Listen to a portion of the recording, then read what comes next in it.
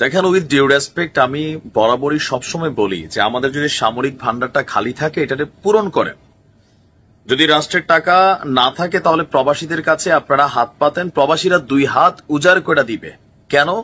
কারণ বাংলাদেশের অবস্থানটা এমন একটা জায়গায়, আর আমরা আমাদের প্রতিবেশী রাষ্ট্রগুলোর সাথে রাইট নাও এমন একটা সিচুয়েশনে আছি যে কখন যে ঘাড়ের উপর চাপ দিয়ে ধরে ঘাটনা মটকাই দিবে, আর আমরা ফেসবুকে খালি পোস্ট দিয়ে দিয়েই মানে ভারতের জয় করে ফেলবো, আর মিয়ানমারের জয় করে ফেলবো, পাকিস্তানের জয় করে ফেলবো। ডক্টর ইউনূস কি ভয় পাচ্ছেন? আমরা ভাবতাম যে আওয়ামী লীগ সরকার ভয় পায়, তো আপনি কি এখন ভয় পাচ্ছেন?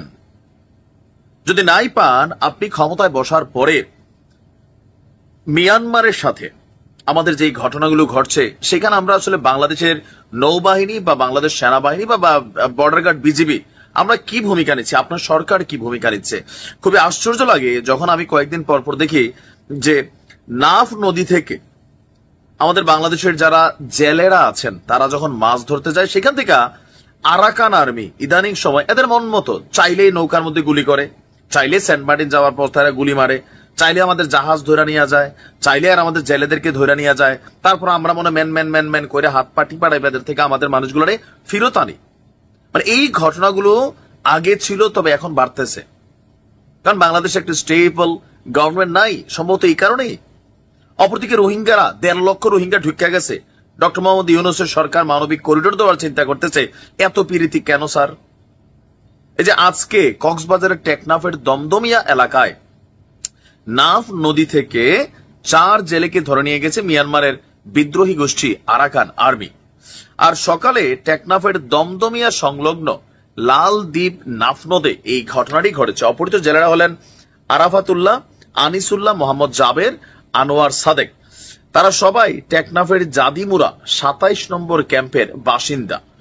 আর এসব তথ্য নিশ্চিত করে টেকনাফের জাদিমুরা রোহিঙ্গা ক্যাম্পের মাঝি বলছেন, প্রতিদিনের মতন ড্রামের ভেলা দিয়ে টেকনাফের দমদমিয়া এলাকায় নাফ নদে মাছ শিকারে যায় জেলেরা।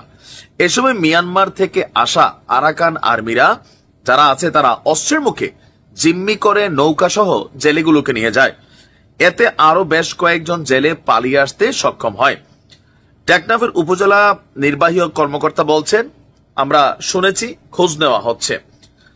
এখন স্থানীয় যারা আমাদের জেলেরা আছেন এদের মধ্যে একজন হচ্ছেন মোহাম্মদ আলম। তিনি বলছেন, আরাকান আর্মির কারণে জেলেদের সবসময় আতঙ্কের মধ্যে থাকতে হয়, প্রায় সময় জেলে ধরে নিয়ে যাওয়ার ঘটনা ঘটছে। আজকেও 4 জেলেকে ধরে নিয়ে গেল। এখন আমরা কেন, মিয়ানমারের যে সরকার আছে, জান্তা সরকার, তারা ওইখানে এখন ক্ষমতা হারাইছে, আরাকান আর্মির হাতে ওই এলাকাটা এখন কন্ট্রোলিং হচ্ছে।